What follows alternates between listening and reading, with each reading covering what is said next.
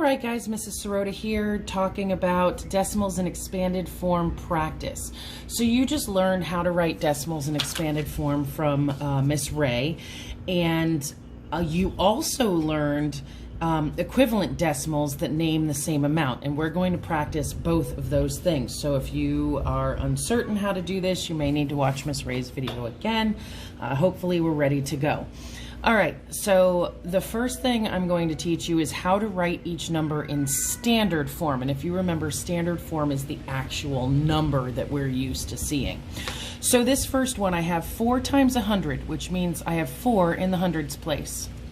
And I have a plus sign. Every time you do expanded form, you're adding all of these things together.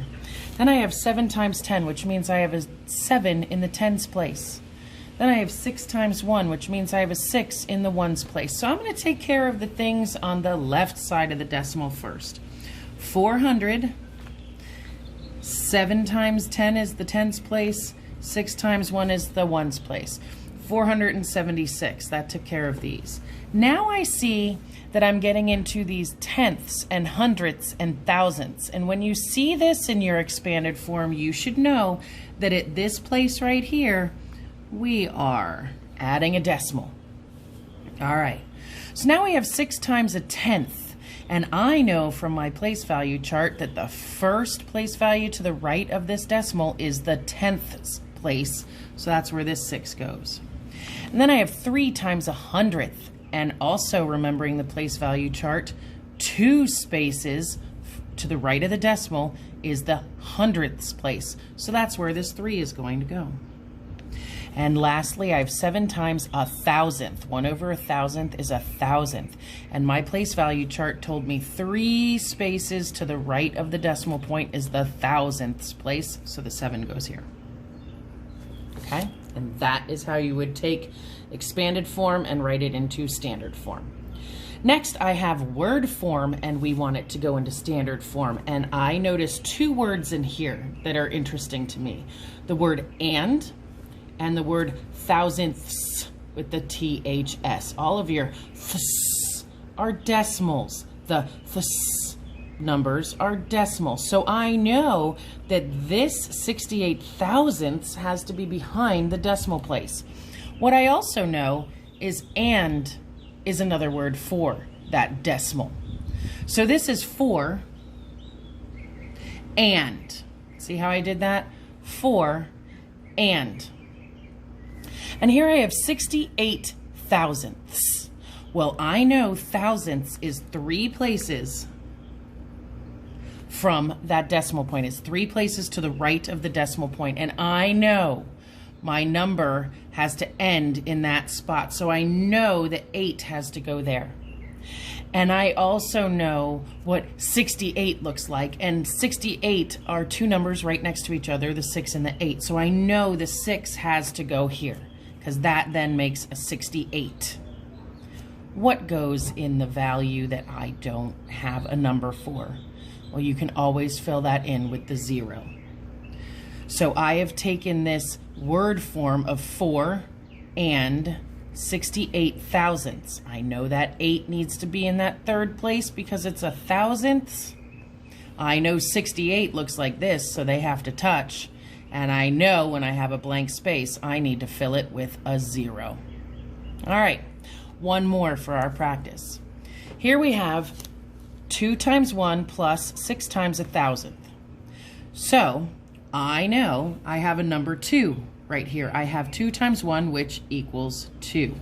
And then I have this fraction over here, which tells me that I need that decimal point. Now, this is thousandths. So I know thousandths are 3 places to the right of the decimal point. And I know I have 6 of those thousandths, so the 6 has to be in that place. 6 has to be in that place because it's a thousandth. What do I put in the blank places? I will fill them in with zeros. And that is what 2 times 1 plus 6 to the 1,000th looks like in standard form. All right, I'm going to skip down to the bottom of my page here.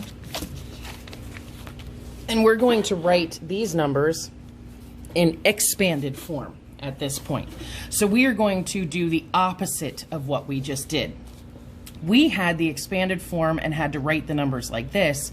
Now we have the number and we're going to write them in expanded form. So this is just the number 3. Well, 3 would be represented by 3 times 1. And then I told you had to put a plus in between each of these number values. So we're going to put the plus here. And then I have a decimal point, which means I'm moving into those numbers. I'm moving into numbers that are smaller than 1. So I know my expanded form is going to have a fraction in it.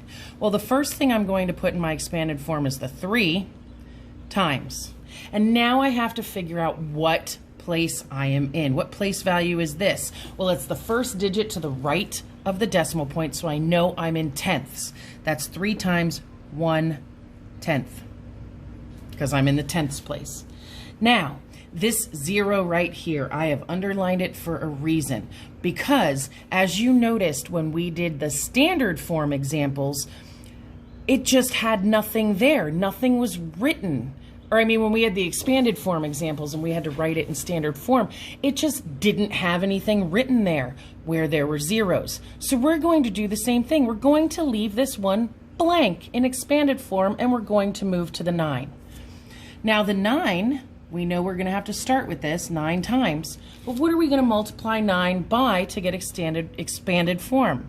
Well, we are three places to the right of the decimal. And I know that that third place value to the right of the decimal is the thousandths place. So I know this is going to be 1 over 1,000.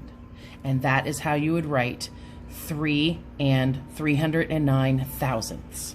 Remember, this is and when you're saying it or writing it in word form. All right, and now we have 205 and 95 hundredths. How do I know this is a hundredth? Because it's 2 places to the right of the decimal point. So I would write this number in expanded form by doing 2 times, what's this place value? 100. 2 times 100. Plus, do I write anything for this 0? No, I just leave it blank, and I understand that if I had to write it the other way, it would represent a 0. So I skip over to the 5. That is in the ones place value, so that would be 5 times 1. And then we have the decimal place, so we know these numbers are going to turn into fractions now.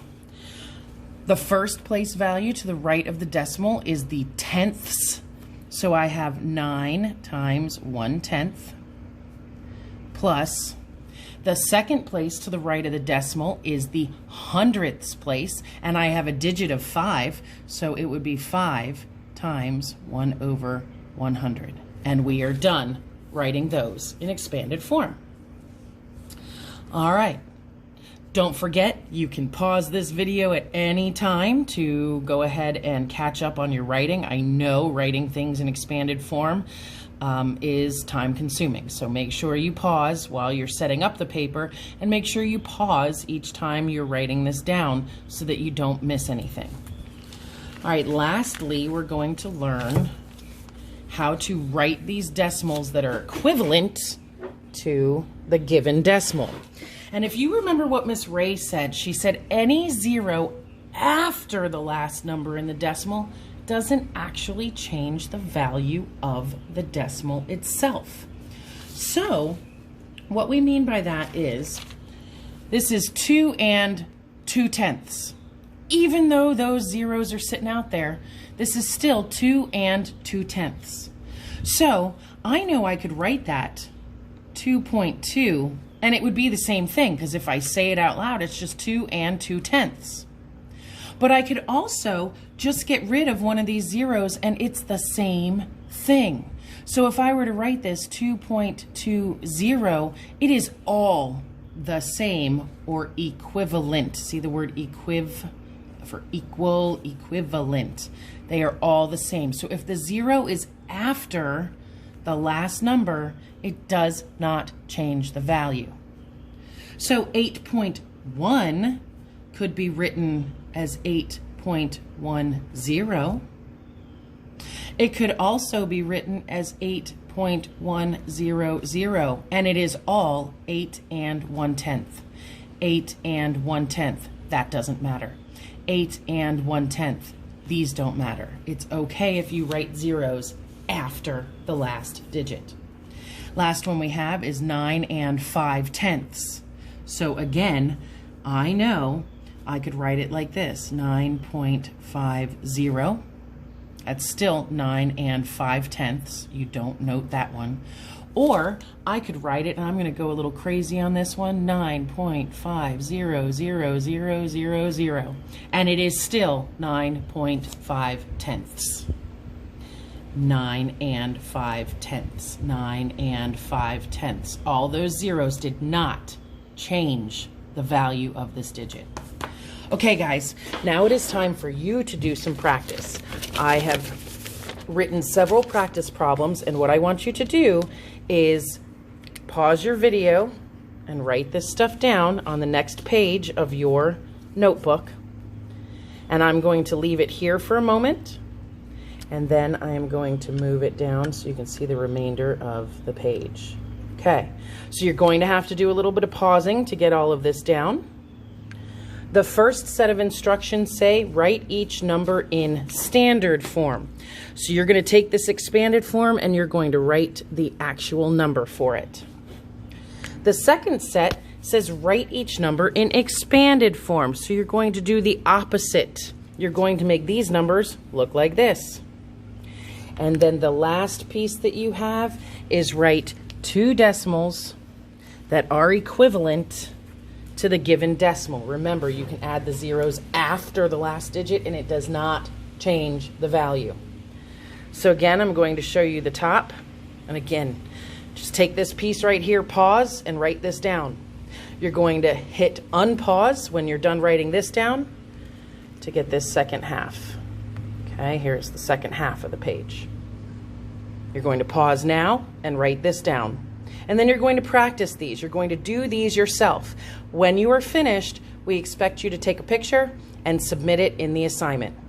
Then you're going to go over to Savas and do the assigned pages.